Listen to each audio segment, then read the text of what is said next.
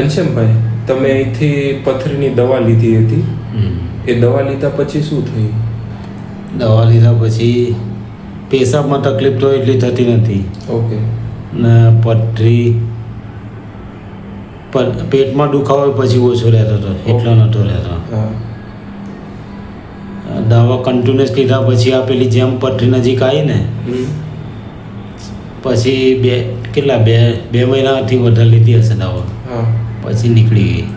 આમ 2 દિવસ સતત દુખાવો થયો હતો સવારે. હા. પછી ત્રીજા દિવસ તો નીકળી ગઈ સવારે પેશાબમાં. અચ્છા. એ કેટલા એમએમની પથરી હતી? 6.6 mm. 6.6 mm. હા. ઓકે. અત્યારે કેવું છે તમને? હા, હવે એકદમ સારું છે, આરામ પહેલાં કરતાં સારું છે. ઓકે.